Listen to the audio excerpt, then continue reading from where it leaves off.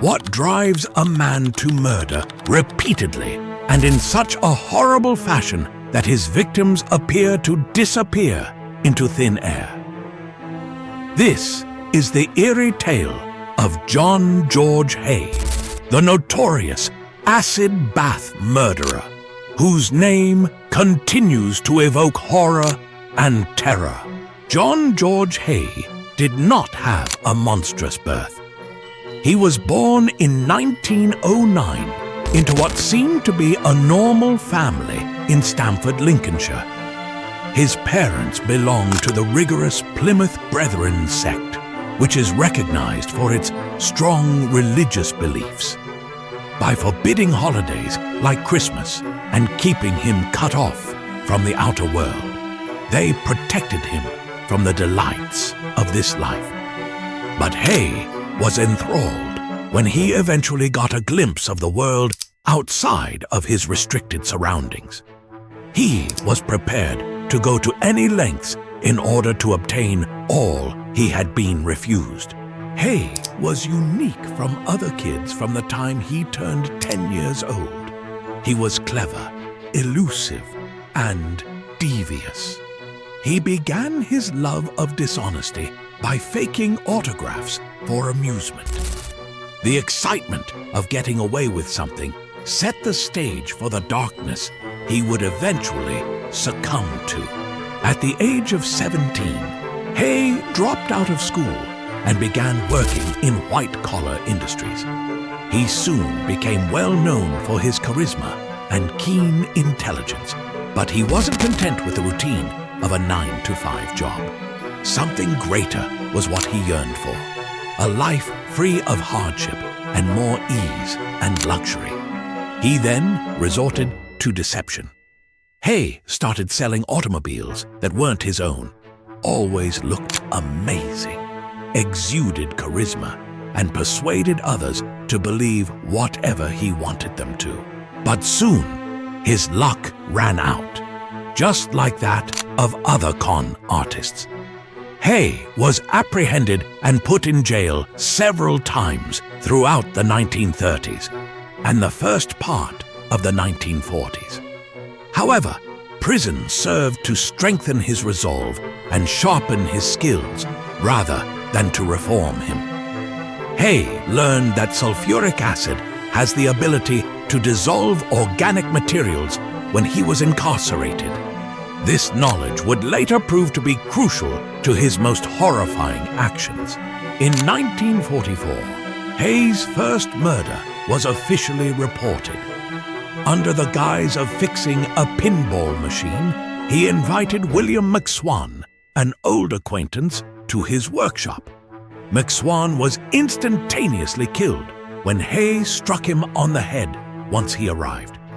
After that, he put McSwan's body in a sulfuric acid-filled 40-gallon drum. Hay emptied McSwan's body down a sewer after it turned to sludge over the course of a few days, obliterating nearly all evidence of the crime. This was the start of a fatal trend.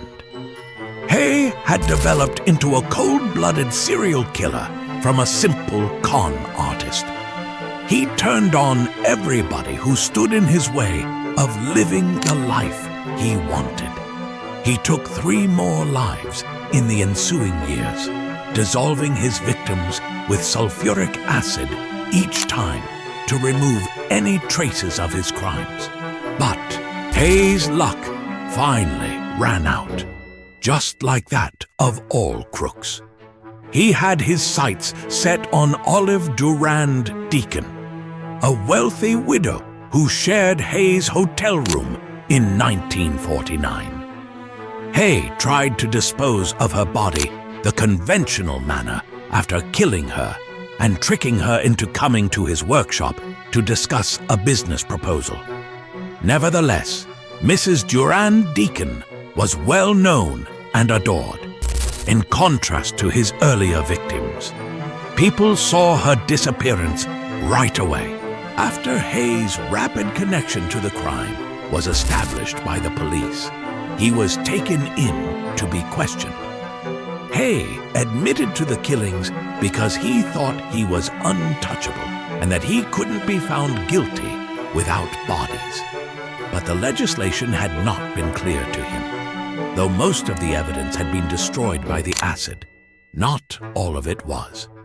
At Hay's studio, forensic specialists found remnants of human bones, including a set of dentures and a portion of a foot.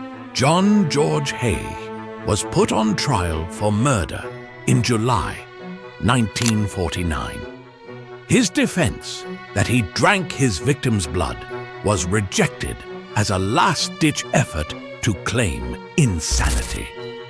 One of the most infamous and terrifying serial killers in British history came to an end on August 10th, 1949, when Hay was executed after the jury discovered through his falsehoods. What then motivates a man to carry out such heinous deeds? Hay saw it as a poisonous combination of unbridled greed, an unquenchable need to live beyond his means, and utter lack of humanity. His tale serves as a horrifying reminder of the evil that may exist in people's hearts, and the lengths some will go to in order to satiate their darkest cravings. That being stated, I want to thank you for watching and see you later. And don't forget to subscribe.